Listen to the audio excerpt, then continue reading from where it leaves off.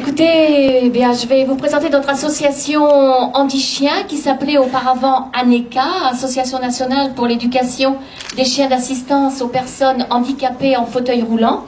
Et autour de moi, il y a donc Benoît, John, qui sont maîtres de chiens depuis plusieurs années, ainsi que toutes les familles d'accueil du Calvados. Nous avons un certain nombre de familles d'accueil qui prééduquent les chiens entre 2 mois et 18 mois dans le Calvados. Et elles nous ont rejoints aujourd'hui. Et ce sont elles que vous voyez avec des jeunes labradors ou des jeunes golden retrievers. Alors notre association donc éduque pendant 2 ans des labradors et des golden pour les remettre gratuitement, grâce à votre participation, grâce à votre aide, aux personnes handicapées, donc personnes en fauteuil roulant, paraplégiques, tétraplégiques, suite à des accidents de plongeon, des accidents de sport, des accidents de travail, également aux personnes atteintes de maladies évolutives telles que les myopathies, la sclérose en plaques, et les personnes qui ont eu un accident au moment de la naissance, infirme moteur cérébral. Alors, le rôle du chien est multiple, c'est d'apporter une aide au quotidien. Quand on voit John sur son fauteuil, si un objet tombe par terre, une petite cuillère, un crayon, la souris de l'ordinateur, il faut appeler papa, maman. Donc, il ne peut pas ramasser, il ne peut pas se pencher. Et là, son chien va le faire. Et Benoît, tout à l'heure, nous expliquera tout ce qu'il fait avec Taz, qui l'accompagne depuis plusieurs années.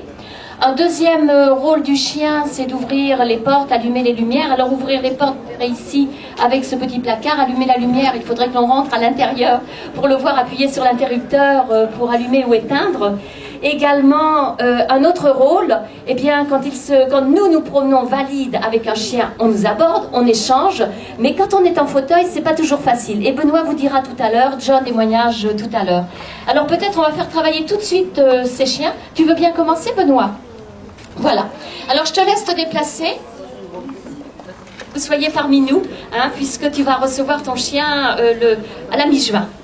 Alors Benoît, tu vas te déplacer, peut-être tu vas faire le tour comme tu peux. Et surtout Benoît ne va pas se pencher, parce que vous voyez Benoît tétraplégique, si jamais il se penche, le fauteuil part avec lui. Hein.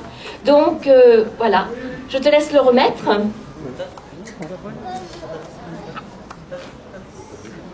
Voilà, donc il le rappelle. On vient dire bonjour aux petits copains. Voilà. Ah, c'est bon. Donc là, Benoît va prendre son temps et va donner une commande, la commande tête à son chien. Voilà, et son chien s'avance et se laisse faire pour enfiler le collier. Donc il ne tourne pas la tête à droite, à gauche, en haut, en bas. Voilà. Maintenant, au magasin ou à la maison de la presse. On est à la maison de la presse, il y a beaucoup de clients. Voilà, c'est bien. Voilà, donc il recule tout sous le contrôle de son maître. La plupart des personnes comme John ne peuvent pas mettre le bras en arrière. Hein.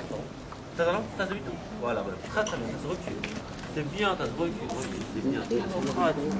C'est bien, voilà, très très bien. Voilà, il porte sa laisse dans sa gueule pour la redonner à son maître. Voilà, très bien. Donc ça, c'est le réfrigérateur à la maison. La porte d'entrée, la porte des placards, les tiroirs. Voilà, et il a pris à l'intérieur un flacon de shampoing. Parce que même s'il y a du shampoing ou si c'est le savon, il faut qu'il le ramène à la hauteur des mains de son maître qui est assis sur le fauteuil douche pour éviter d'appeler le conjoint. Ils vont à l'école. On a des enfants en fauteuil, 4 ans, qui vont dans des écoles maternelles ordinaires avec 100 enfants valides. Donc, lorsqu'ils vont au self, on ne veut pas que le chien aille au self parce qu'on a peur que d'autres enfants donnent à manger. Au primaire et collège, il n'y a pas de problème après.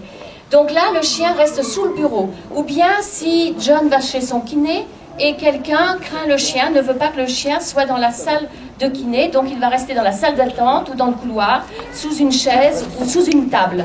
Donc voilà. Alors, on va demander, monsieur le maire. Monsieur le maire, vous pouvez appeler Toy, vous pouvez... Taz, pardon. Vous essayez d'appeler Taz. Taz. Vous pouvez même lui dire viens. Viens, Taz. Taz. Voilà. Rien, hein.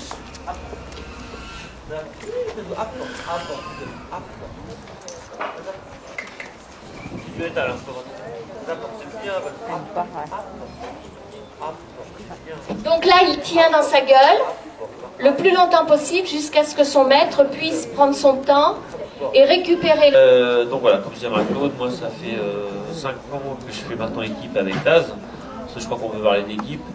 Là c'est facile, on a fait pas grand chose, hein. Le chien réagit à 53 commandes, donc là on a fait un petit gentil, on essaie de faire court. Donc rapidement, effectivement, c'est avant tout une aide technique. Moi ça fait 5 ans que j'ai le chien, j'ai eu un accident il y a 7 ans, donc j'ai eu la période valide, invalide, la période avec et sans chien. Et effectivement, je ne vois pas comment aujourd'hui je pourrais me passer de mon chien.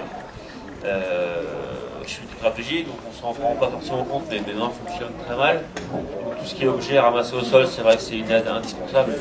Je ne vois pas comment, même en termes de sécurité, je pourrais me passer du chien. C'est une aide préhendale. Et puis il y a autre chose que Marie-Claude a abordé tout à l'heure, c'est effectivement aussi la barrière psychologique qui peut être rapidement effacée par le chien. Le handicap fait peur, la différence quelle qu'elle soit fait peur. Et c'est vrai que moi j'ai connu il y a 7 ans, j'étais tout, hein, j'étais comme vous. Je me suis retrouvé du jour au lendemain en fauteuil. Quand je suis retourné chez moi, c'est vrai qu'il y avait il y a une gêne, une maladresse qui s'installe par rapport au fauteuil, par rapport à toutes les choses qui tournent autour du fauteuil.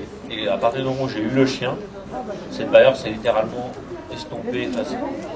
Le regard des personnes, l'attention se dresse d'abord sur le chien, et effectivement après il y a une communication qui n'aurait sûrement pas eu lieu d'être s'il n'y avait pas eu le chien.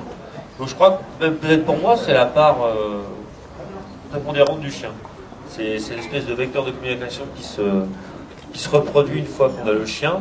Comme vous disiez tout à l'heure, moi j'ai cherché Anna à l'école à Ouistreham. C'est une école où il y a 500 enfants. Et j'ai pas l'impression pour les enfants, pour les parents, d'être le papa handicapé d'Anna. Pourquoi? Parce que je suis le seul papa qui peut rentrer dans l'école, enfin en tout cas le seul parent, avec le chien. Et donc tout le monde c'est le papa de Anna et Taz, vous voyez. Donc même pour elle, c'est quelque chose d'assez, même pour Anna, quelque chose d'assez formidable. Ça crée quelque chose de positif à la différence aussi, on peut parler de positif. Mais en tout cas, le chien change tout à ce niveau-là. Donc merci d'être venu nous voir aujourd'hui. On applaudit encore Madame Lebrun.